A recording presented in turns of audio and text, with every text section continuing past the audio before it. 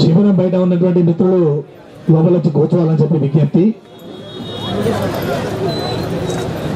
ధర్నా సభ అధ్యక్షుడు ఉప కన్వీనరు రామచంద్ర గారు, కో కన్వీనరు రాజేందర్ గారు, కార్యవర్గ సభ్యులు, మాట్లాడి పోతున్నటువంటి మిత్రులు, వివిధ ప్రాంతాల నుంచి పాల్గొంటున్నటువంటి ఉపాధ్యాయ మిత్రులకు ఉద్యమాభివందనాలు. మిత్రులారా, ఇప్పటి వరకు మేధావులు మనకు చాలా సలహాలు ఇచ్చారు. ఆ సలహాల సారాంశాన్ని ఏంటిదో మనం అర్థం చేసుకోవాల్సినటువంటి అవసరం ఉందని కూడా చెప్తున్నాను. మన సమస్యలకు వచ్చినటువంటి జవాబులు గిట్ట చూసినట్టయితే అల్లికల్లి సున్నా సున్నా అన్నట్టే ఉంది, వేరే ఇంకేం లేదు.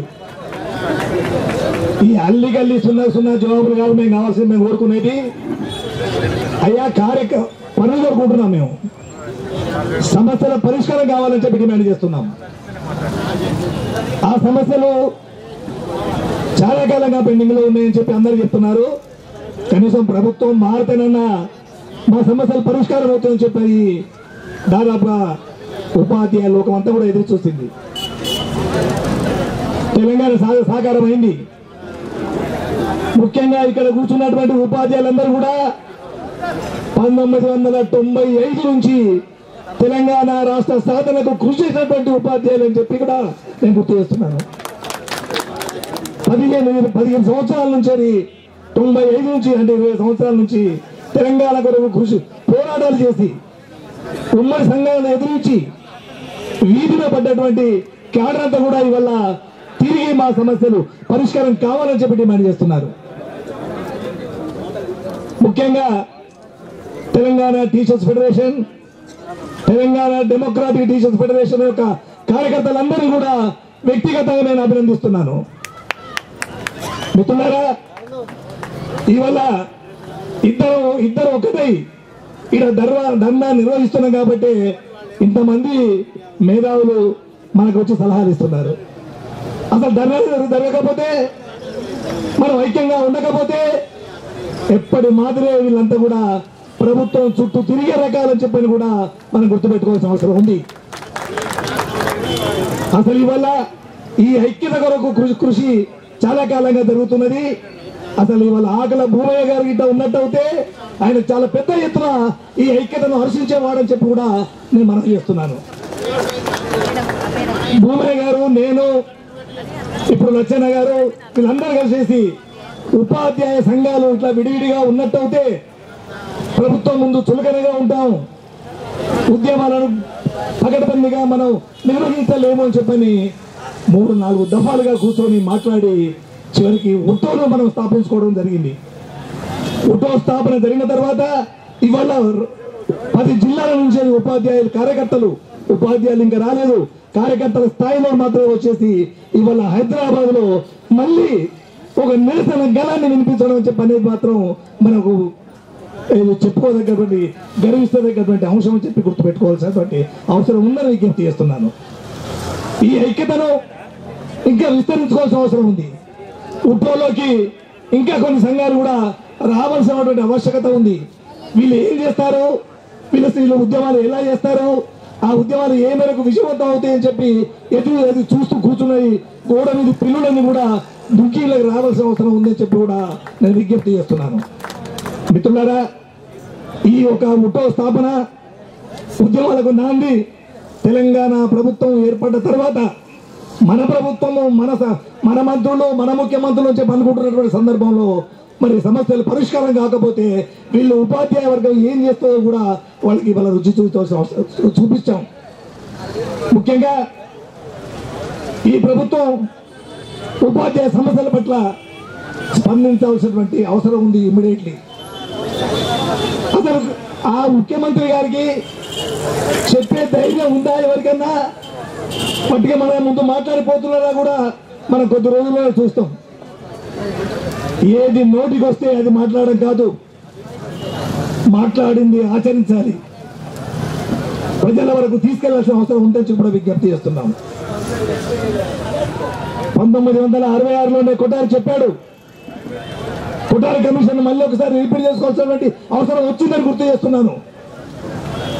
కామన్ స్కూల్ సిస్టాన్ని అమలు చేయాలని చెప్పన్నాడు. చాలా వరకు గతంలో కరీంనగర్లో జిల్లాలో ఒక ఇన్సిడెంట్ జరిగింది. ఉపాధ్యాయులందరూ ఊర్ల నుంచి పట్టణాల నుంచి మా ఊరికి వచ్చిపోతున్నారు, ఇది పద్ధతి కాదు, మా ఊరి టీచరు మా ఊళ్ళోనే ఉండాలి అనే ఒక మూమెంట్ను కర్మలో తీసుకొచ్చారు కొంతమంది పాలకులు. అక్కడ ఉపాధ్యాయ వర్గము వాళ్ళకు తగిన రీతిలో బుద్ధి చెప్పింది. మేము మీ ఊళ్ళోనే ఉంటాం, ఎటు పోము, మీ పిల్లల్ని మా పాఠశాలలో చదివించండి అని చెప్పిన నినాదాన్ని తీసుకొచ్చేసి తగినటువంటి బుద్ధి చెప్పారు. కాబట్టి అది ఆ విధంగా ఉపాధ్యాయులను వేధించడం అనేది మానేసేసి ఉపాధ్యాయులకు సరైనటువంటి అవకాశాన్ని కల్పించాల్సినటువంటి అవసరం ఉందని కూడా ఈ సందర్భంగా నేను డిమాండ్ చేస్తున్నాను. ఇవాళ కామన్ స్కూల్ సిస్టాన్ని ఇంతకుముందు చుక్కరామయ్య గారు బాగా చెప్పారు. స్టెప్ వైజ్ మొదటి ఫేజ్లో నువ్వు ఉండేది ఇంకా 6 సంవత్సరాలు, స్టెప్ వైజ్ సంవత్సరానికి ఒకటి చొప్పున పీజీ వరకు ప్రభుత్వం ఆధీనంలో తీసుకోవాల్సిన అవసరం ఉంది.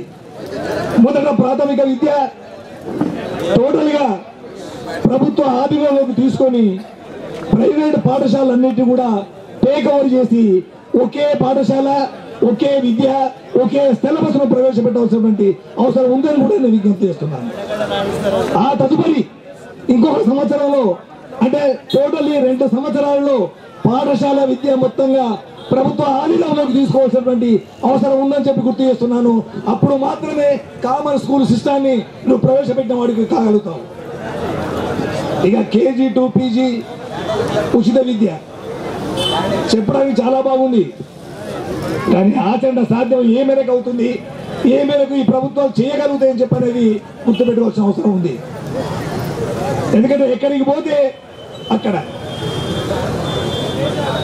తెలుగుదేశం ప్రభుత్వం హయాంలో మరి ఉద్యమాలు చేసిన వాళ్ళందరూ కూడా రామోజీ రావును క్రిటికల్ గా మనం విమర్శించాం. దాదాపుగా 12,000 ఎకరాల భూమిని ఉచితంగా ఆక్రమించిండు, చంద్రబాబు నాయుడు దానం చేసిండు. అటువంటి భూమిని మనం తిరిగి తెలంగాణ పరం చేసుకోవాల్సిన అవసరం ఉంది. లక్షల నాగాలు పెట్టి దున్నాల్సినటువంటి ఆవశ్యకత ఉంది అని చెప్పిన వాళ్ళు ఇవాళ ఆ స్టూడియో, ఆ ప్రాంతము ప్రపంచంలోనే అత్యున్నతమైనదని చెప్పి పొగుడుతున్నారు. ఎంత మార్పు!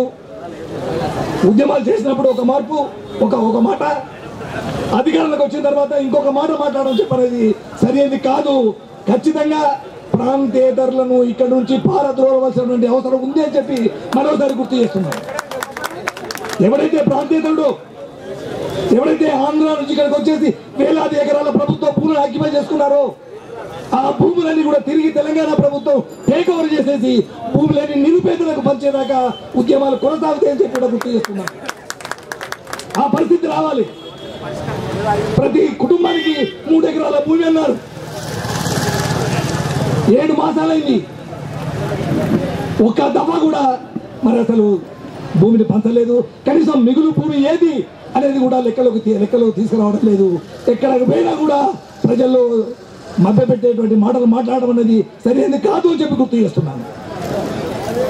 ఏ విధంగా అయితే ఎక్కేవాడిదే, గీసేవాడిదే చెట్టు కావాలి, దున్నేవాడిదే భూమి కావాలి, ఎవడు శ్రమ చేస్తుండో దాని ఫలితం వాడు అనుభవించాలి తప్ప అది ఆ ఫలితం ఇంకోరికి పోకూడదని చెప్పనేది కూడా మనం ముందు తీసుకెళ్లాల్సిన అవసరం ఉంది. ఈ నాంది, ఈ ఐక్యత, ఉపాధ్యాయ సంఘాల ఐక్యత, ఉటో ఏదైతే స్థాపించుకున్నామో ఉటో ద్వారా జిల్లాకు తర్వాత రాష్ట్రంలో కూడా ఉద్యమాల కార్యక్రమాలు తీసుకోవాల్సిన అవసరం ఉంది.